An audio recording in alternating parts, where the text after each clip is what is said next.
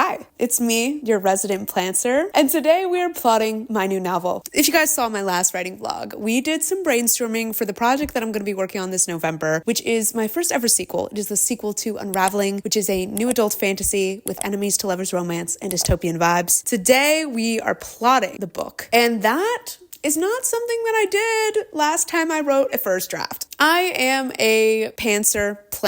I started with identifying myself as a pantser. Now I would say I identify more as a plancer. This is going to be my attempt at plotting before drafting. In my last writing process, I very much functioned as a discovery headlights writer. I would write a chapter and then I would get ideas for the next few chapters, kind of outline them, and then move through the book in that way, outlining as I went. That process honestly worked pretty well for me. So my goal with this plotting video is not to throw out everything I learned from book one and the process that worked for me in book one, but just to give myself as much preparation and chance for success as possible by figuring out what I can figure out prior to the drafting process. If there are still gaps, I'm going to be okay with that. I just need enough sense of direction and enough solid scene and chapter ideas to get me started. So how am I approaching this? I went through all of my notes for the entire duology recently and coded everything so that I could differentiate between the stuff that is no longer relevant or I'm no longer implementing, things that I came up with months ago for the duology that are just I don't like those ideas anymore, or I went in a different direction. I italicized all of those so that I can kind of disregard them. And then I went through and sorted all the notes that I do actually want to potentially use or implement and separated those. So all of that exists in a notes dump document at this very moment. The goal today is to take that notes dump document and attempt some sort of chapter by chapter outline and some sort of save the cat beat sheet. I already have some chapter ideas built out, but nothing is really like chronological, and I haven't lined anything up with the Save the Cat story structure. Like I kind of mentioned, as a pantser, this is not the type of thing that I did with my last novel. With my last book, I pretty much went in with just the midpoint and sort of a final destination in mind, as well as some ideas for the setup portion. And that was pretty much what I was working with. I had some miscellaneous notes and various ideas, as I do for book two, but I never really sat down and did a proper outline or plotting process. So this is a little bit new for me, but I'm feeling really excited. Now, something that I'm trying to keep in mind is that even though I'm going to be doing this plotting process, I want to save room in my process for discovery drafting, for headlights writing, for the things that I really enjoyed doing with book one. So while I'm going to be attempting to outline everything that I can think of or that I'm interested in testing out with this book, I'm also going to leave space and be okay with leaving space for certain scenes or parts of the book that I don't have figured out yet, because I really liked the flow last time of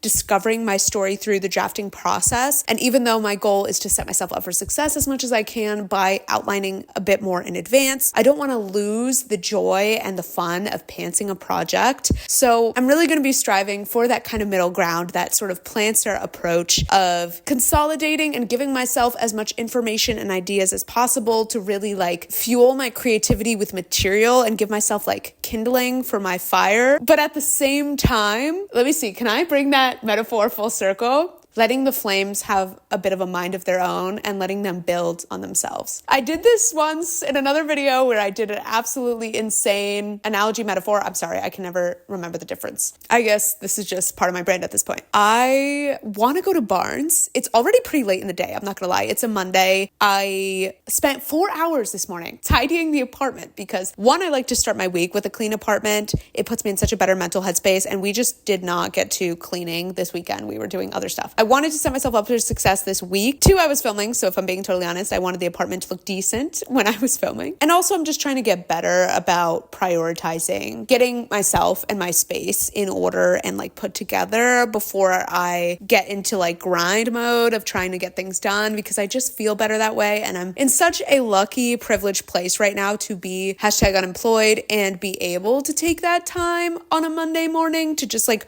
reset for the week when I didn't get to it on Sunday. So I'm trying to take advantage of my unemployment and give myself some of that flexibility. But it's now like mid-afternoon, it's like 3 p.m., which is fine. But I really want to go to Barnes today because I did a writing session at Barnes the other day and it was magical. There's something about being able to browse books that are beautiful and gorgeous and inspiring and then be able to write your book. So I really want to go back to Barnes. I need to go there now though, because I'm going to try to avoid driving home at night because I just really don't like driving at night, if I'm being honest. So we got to head out. We're going to go to Barnes. I have a little coupon for $1 off a drink drink at the Barnes Cafe, which you know I'm going to be using for a little pumpkin spice latte because I had one last time I was there and it was fire. My goal is to try and be there for, well, it'll all depend on when the sun starts setting, but I would love to be there for at least an hour and a half. That would feel pretty solid. Monday morning blues. I open my eyes and I'm greeted by a cute little smile. The world is new with you by my side. Everything is beautiful. Tuesday afternoon, I'm calling you home just to hear your voice on the phone. I think of you and I'm not alone. You are everything. Do you guys want to see something cool? What is that? Is that a novel by Alyssa in the Books? Is that a second novel by Alyssa in the Books? I somehow convinced Alyssa to send me copies of 2 of her books. The wedding season and near the end of June, I have never felt more important than when I received these in the mail. Truly blessed. These are like special editions. Like these don't exist. Exclusive print run. Be jealous. Okay, back to the video. Under the sky so blue, I found my piece of heaven. Spending my days with you. You are my piece of heaven. Wednesday, Thursday, Friday, life is a bliss. Waking up with you in my arms, I've got it all, nothing's amiss.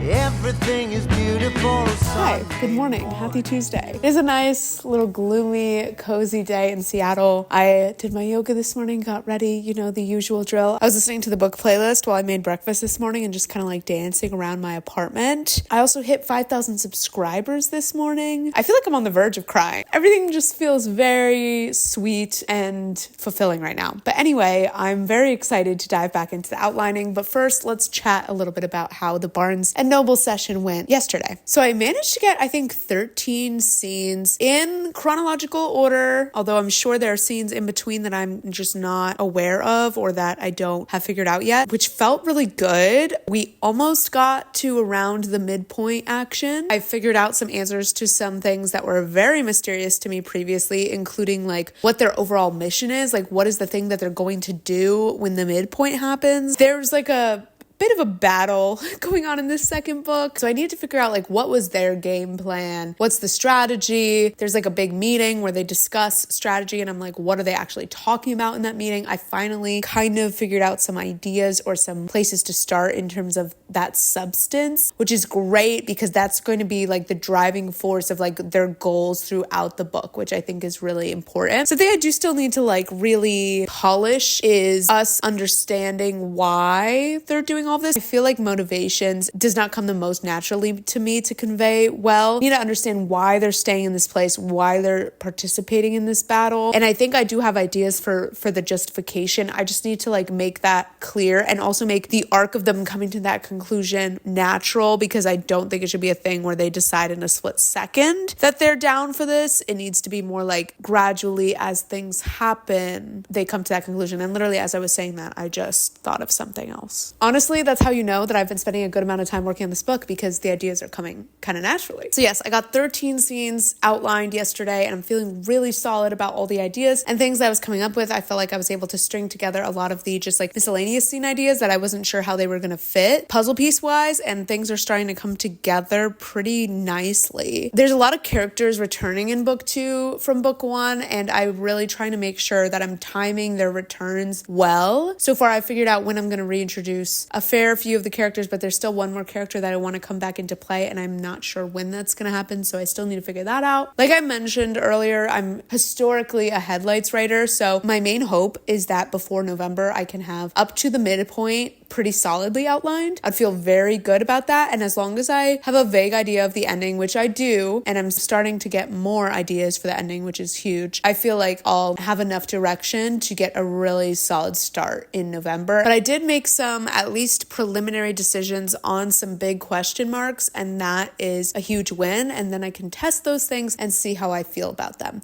There are a few threads or things that I've introduced that I'm still not quite sure how they're going to pay off, or like how I'm going to make them satisfying. And I'm trying to trust the process on that a little bit, because I've heard Katie Wismer, who is one of my favorite creators on authortube, as you probably know because I talk about her a lot. I heard her say once that sometimes she'll get like the intuition and the inspiration to put an element in a book, even if she might not know how it's going to pan out later, but she just kind of trusts that, and then the payoff or the reason kind of presents itself later in the process. And so I'm hoping that that's what's going to happen, because there are a few threads of things that happen to the characters in book one that I'm like, they need some sort of conclusion or some sort of satisfying payoff, and I just haven't cracked that yet, but that's okay. It's definitely one of the things that I'm going to reflect on during our session today. And worst case scenario, I'm extremely lucky that I can still alter book one because I'm still revising book one. I haven't published it or put it out yet in any way. So I have the luxury and the privilege that if I notice I introduced this thing in book one and I truly cannot figure out a purpose or a satisfying conclusion to it in book two, I can just remove it from book one. I really can. And there are multiple like weird little things like that that are introduced in book one that you get a sense are going to have a bigger role in book two. And so I'm almost wondering if I introduce too many threads like that for just a duology. So especially since I am a newer writer, and so I know like it's a little trickier for me to weave together a complex story. So like maybe I need to not overcomplicate it for myself so that I can make sure that I wrap it up and pull it off effectively. I think I'm just gonna have to wait and see when I continue outlining, but also when I start drafting, whether or not those things are kind of naturally coming back up and coming back into play. Because I could see that happening too, where maybe in the outlining process I can't find exactly how those things are going to play out, but then in the middle of drafting it comes to me, or it just kind of flows onto the page, and then I'm like, oh, that's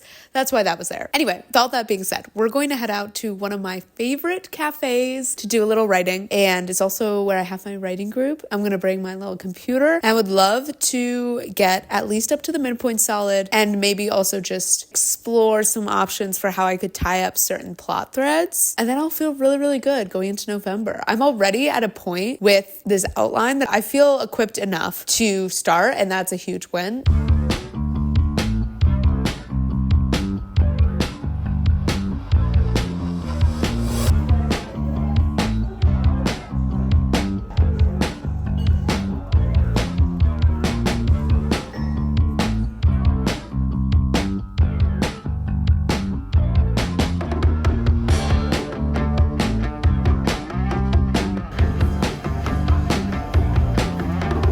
Gotten back from the cafe. I don't know what's in the air today, guys. I almost cried multiple times. I was just feeling very emotional. I was reading through comments on my last video, and so many people just resonated with the feelings that I shared in that video, and I was just feeling very supported and like cheered on, and it was very sweet. And then the writing that I did was so good. I entered one of those writing sessions where like I had no idea how long I was there, and I was trying desperately to calculate it at the end of the session so that I could report back to you guys. I think I ended up outlining for like 2 hours, and we'll talk about that session in a second, but I think it felt so good because one, I feel like since I made that last video, if you don't know what video I'm talking about, because maybe you're watching this in the future or you're new to my channel, I made a video opening up about how I felt like I stopped writing for myself, discussing those feelings and how self-critical and how like not creatively free I was feeling. I don't know, something about expelling those emotions or like voicing that. I feel like something just kind of like clicked. Since making that video, I felt like a weight came off of me, and now I've been really enjoying my writing sessions. It feels like I'm putting a lot less pressure on myself, and I'm really like just allowing myself to explore and to do the thing, because at the end of the day, like I was really overthinking. Yeah, so since I posted that video, things have just felt a little bit different, and you know, I just just hit a big milestone, so I think that was also making me feel a little emotional. And I also had a chat with Alyssa lately where we talked a little bit about consistency with writing, and she was giving me some tips and advice because Alyssa is someone who I view as being very consistent with her writing practice, and I wanted some tips on how I could get there because previously I was a writing a few times a week person. I would write like maybe 2 or 3 times a week for pretty long chunks, but I was not a daily writer. And Alyssa really gave me the advice that she thinks writing for smaller chunks every day to her has been much more effective and helped her feel more immersed and consistent with her own projects. And I really took that to heart. And again, I feel like that conversation just like clicked something. And I noticed a change immediately after that where I just started writing every day. Like I just started writing every day and I've been doing that consistently for multiple days at this point, and it just feels so good. I think I feel a lot more confident because I'm spending more time in the manuscript and really getting to sink my teeth into it more than I have been. I feel like I've just stopped putting crazy pressure on myself and I'm just writing the story the way that it comes to me again, which is how I felt about it at the beginning. During the origins of this project, I was very much like viewing it as a story that just came to me and I was just the one carrying it out. And I'm trying to recommit and accept that mindset because I feel like that really helped me make it less personal and make it more of like a creative, borderline spiritual process to feel like the idea was coming from outside of me and I was just like taking the inspiration and alchemizing it into the manuscript. So I'm kind of starting to see it that way again, and I think that that's a really good place for me to be in because that's when I do feel the most creatively like tapped in. In terms of the actual work that I got done at the cafe, I now have the first 20 scenes of this book outlined, which is huge. I got to and past the midpoint. I came up with multiple other big moments, big plot moments in this book that I did not know anything about previously, but that came to me today and they fulfilled different beats that I want to hit and are going to make things a little bit more action packed and intense. And I'm really, really excited. I really like where this book is going, and having 20 scenes mapped out is crazy for me as a previous pantser. It's a chapter by chapter outline that I have at the moment. I still haven't like converted that chapter by chapter outline into the Save the Cat beat sheet. I think I might do that more so tonight when I go to writing group. I think that would be a good task, as well as setting up my new Scrivener document. I feel like that would just be like a fun task. I also really came up with some moments that I'm really excited about for the romance of this book. There are definitely a lot of threads and things that existed in book 1 that I'm trying desperately to tie together in book 2. And I kind of realized that maybe I had expanded things too much and I had too many small things that I wanted to do. And I kind of just realized, Brielle, this is only a duology. This is not like a whole ass series. Like you need to keep the scope contained, especially as a newer writer. I'm getting deja vu. I feel like I may have talked about this a little bit earlier, but that is still something that I'm thinking about a lot. So I figured out an element that I could scrap that will just clarify and streamline things. And I figured out the moments that those elements are going to be pulled back in and a decent idea of the resolution of each of those elements and how to give them payoff. So now I'm feeling really good about each of those 3 things really that are seated in book 1 that I wasn't quite sure how they would pay off. Oh yes, I am getting deja vu because we talked earlier this morning about how Katie always gave the advice that sometimes she didn't know the purpose of a specific element and then it paid off when she worked on the next book in the series. And I guess I just kind of saw that happen in real time, didn't I? Because I was like, I hope that I can figure out these payoff moments. And I think I actually did. Crazy how that works. So I'm feeling good about that. One thing that I am worried about is our third character, Briar. She's like the third member of the trio. She's the only character who does not have a POV in this book. And I already had some issues in book 1 with her kind of just disappearing from scenes and just not really speaking very much. And so I'm very wary of that, especially since her arc is really supposed to be kicking into high gear in book 2 and we're supposed to see a lot of growth from her. Kind of starting from the end of book 1 and then going into book 2, she has like a big evolution. So I'm very wary because as it stands now, there are some moments, maybe honestly just one, worked in of our main character and Briar, who's like her best friend. And since Briar doesn't have her own POV, we only really see Briar through the lens of Rhea and Varen. So I just need to figure out how to make her more present in the book. And maybe this will happen naturally when I draft, but I do feel like, especially since this is dual POV and it's supposed to be more romance focused, I'm focusing a lot of energy on how can I give the romance enough time to develop. And I don't want to neglect this third character that's supposed to be a prominent character. That being said, I am also trying to accept that she's part of this trio, but she is secondary to the main two. And I don't know. I think it's okay for her to not be as much of a focus. We'll see if my beta readers feel like she's missing or lacking or flat. I'm truly just like overflowing with joy right now. So grateful for this channel, for the growth that we've seen recently, for having the time to really focus on my book and to write every day. Just having the time and flexibility to write is a huge privilege that I do not take lightly. If you're looking to get the manuscript that you're working on, maybe for November, critiqued, I do have manuscript critique services linked down below. You can check out all the details at briellewrites.com. I like to think my rates are pretty affordable, and I do strive to give really in-depth feedback. I offer developmental critiques, and I also offer a line level add-on where I'll give you feedback on things like word choice and flow and all of that. So if you're interested, definitely check that out. I'm starting to book quite a few clients for the spring. So if you want to get in my books, feel free to reach out. I accept advanced booking. So if you want to give yourself an accountability deadline in 2025 for your work in progress, definitely check those services out. Link will be down below. I have a very exciting little launch coming in about a month. So stay tuned for that. In celebration of 5,000 subscribers, I'm launching a little something. I'll see you in the next video very, very soon. Bye.